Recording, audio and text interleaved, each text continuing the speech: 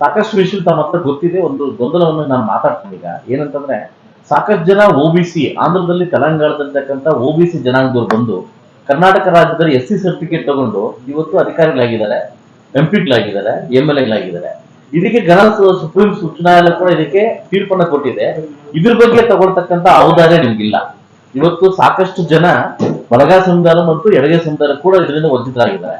ಸಾಕಷ್ಟು ಜನ ತಮಗೆ ಗೊತ್ತಿದೆ, ಈ ತೆಲಂಗಾಣದಲ್ಲಿ, ಆಂಧ್ರ ಪ್ರದೇಶದಲ್ಲಿ ಕೂಡ ಒಬಿಸಿ ಆಗಿರ್ತಕ್ಕಂಥ ಕೆಲವು ಜನಾಂಗ ಬಂದು ಇಲ್ಲಿ ಬಂದ್ಬಿಟ್ಟು ಬೇರೆ ಜನಾಂಗ ಅಂತ ಹೇಳ್ಕೊಂಡು SC ಸೀಟ್ ತಗೊಂಡು ಇವತ್ತು ನಾವೆಲ್ಲ ವಂಚಿತರಾಗಿದ್ವಿ. ನಾವೆಲ್ಲ ಎಲ್ಲಿ ವಂಚಿತರಾಗಿದ್ದೀವಿ ಅಂತಂದ್ರೆ ಇದರಿಂದ ಬಹುತೇಕವಾಗಿ ವಂಚಿತರಾಗಿದ್ದೀವಿ. ಇದಕ್ಕೆ ಆದಷ್ಟು ಬೇಗ ಸರ್ಕಾರ ಮುಂದೆ ಬಂದು ಇದಕ್ಕೊಂದು ಸ್ಪಷ್ಟನೆ ಕೊಟ್ರೆ ಬಹುಶಃ ಎಲ್ಲೋ ಒಂದು ಕಡೆ ಅಸ್ಪೃಶ್ಯ ತಲೋದಕ್ಕೆ ನೀವು ದಾರಿ ಮಾಡ್ಕೊಳಂಗಾಗುತ್ತೆ, ಹೆಲ್ಪ್ ಮಾಡೋಂಗಾಗುತ್ತೆ.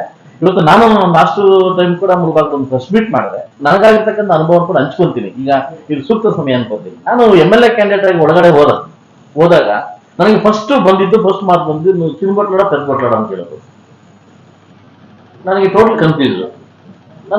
ನನಗೆ ಕನ್ಫ್ಯೂಸ್ ಏನ್ ಈ ಮಟ್ಟಕ್ಕೆ ಅಂತಾರೆ. ಯಾವ ರಾಜಕೀಯ ಉದ್ದೇಶಕ್ಕೋಸ್ಕರ ನಮ್ಮಲ್ಲಿ ಎರಡು ಭಾಗ ಮಾಡಿ ರಾಜಕೀಯ ಒಂದು ಇದ್ರಾಗ್ಲಿ ಅಂತ ಹೇಳ್ಬಿಟ್ಟು ಇವರಲ್ಲಿ ಎರಡು ಭಾಗ ಮಾಡಿ ನಮಗೆ ನಾವು ಲಾಭ ಪಡ್ಕೊಂಡು ಕಾರಣಕ್ಕೋಸ್ಕರ ನಮ್ಮಲ್ಲಿ ಇದ್ದೇವೆ. ಅವತ್ತು ನಾನು ಹೇಳಿದೆ, ನಮ್ಮಲ್ಲಿ ಯಾವುದೇ ತರಹ ಇಲ್ಲ. ಇವತ್ತು ಒಕ್ಕಲಿಗ ಕಮ್ಯುನಿಟಿ ಬಂದಾಗ ಮುಸ್ಕು ಅಂತ ಬರ್ತದೆ, ಅವರನ್ನು ಕೊಟ್ಟು ತೆಗೆಯುವಂತ ವ್ಯವಹಾರ ನಡೀತದೆ. ನಮ್ಮಲ್ಲಿ ಕೂಡ ಆ ತರ ಪದ್ಧತಿ ಇಲ್ಲ. ನಾವೆಲ್ಲ ಒಂದೇ. ನಾವೆಲ್ಲ ಯಾವುದೇ ಒಂದು ಚಿಕ್ಕ ಬಟ್ಲು ದೊಡ್ಡ ಬಟ್ಲು ಒಂದು ವ್ಯವಸ್ಥೆ ಇಲ್ಲ. ರೇಣುಕಲ್ಲಮ್ಮ ಬಳಗ ಎಲ್ಲ ಇನ್ನೊಂದು ಬಳಗ, ನಾವೆಲ್ಲ ಒಂದೇ ಚರವಾದಿಗಳು ಅಂತ ಕೂಡ ನಾನು ಅವತ್ತು ಸ್ಪಷ್ಟನೆ ಕೊಟ್ಟಿದ್ದೀನಿ. ಬಹುಶಃ ಇವತ್ತಿನ ಒಂದು ಸಾರಾಂಶ ಬಂದ್ಬಿಟ್ಟು ಜಿಲ್ಲೆಗೆ ನಾವೆಲ್ಲ ಒಂದೇ. ನಮ್ಮಲ್ಲಿ ಒಳ ಪಂಗಡ ಒಳ ಜಾತಿ ನಮ್ಮಲ್ಲಿ ಇಲ್ಲ. ನಾವೆಲ್ಲ ಒಂದೇ ಆದ ಸಾರಾಂಶ ಕೊಟ್ಟಿದ್ರೆ ಮಾತ್ರ ನಾವು ಮುಂದೆ ಸಾಧಿಸ್ಲಿಕ್ಕಾಗುತ್ತೆ.